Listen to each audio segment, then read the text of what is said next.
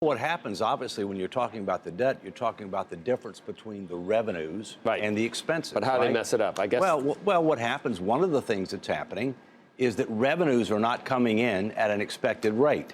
And one can debate why that's the case.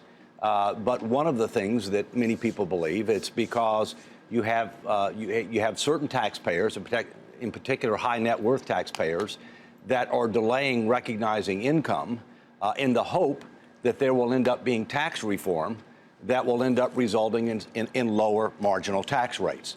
This is not just affecting the federal government, it's also affecting state governments. As you know, I live in Connecticut, and they had a huge surprise in that with 6 weeks left in the year, they had a $450 million deficit show up, and it was directly attributed to less revenue expected as compared to what the models were. Maybe Aetna will pay more taxes next year. Oh, wait.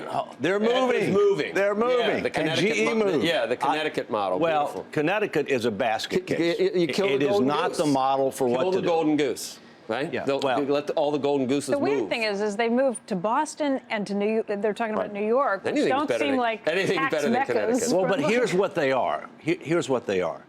They are vibrant cities with innovation, with a lot to do, and a lot of great academic institutions, all right?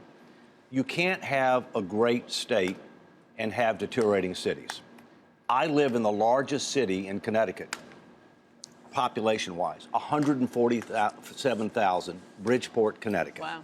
We've got 3 cities in Connecticut that are headed for bankruptcy absent restructuring: Hartford, Waterbury, and Bridgeport. What's happened over the last 30-plus years is Bridgeport has overtaxed, pardon me, not Bridgeport, Connecticut is overtaxed, overregulated, expanded its welfare system dramatically, promised way too much to employees and retirees with regard to pensions and health care, not invested in infrastructure, and that's where we are today. And you see it in Illinois, too, which was downgraded yesterday by the 2 ratings agencies. Well, and Connecticut has been downgraded several times. Here's the big difference. Illinois is lower. In Illinois, in California, and in New York, the benefits for state employees and retirees are guaranteed by the Constitution. They're not in Connecticut.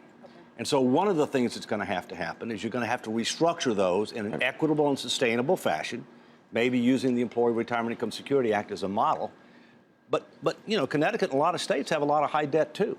And look, I think one of the things we need to recognize, Joe and Becky and Andrew, is we need to move away from this debt ceiling limit. It hasn't worked. We've gone from $5.7 trillion in debt in 2000 to almost $20 trillion. You know, they pass, budgets and appropriations bills that are guaranteed to run deficits, and then they have this big hoopla about the debt ceiling limit. We need to get rid of that. We need to go to a debt-to-GDP mechanism, which would be a pro-growth mechanism, both on the tax and intelligent infrastructure. So you have to constrain the growth of debt. You grow the denominator faster than the numerator.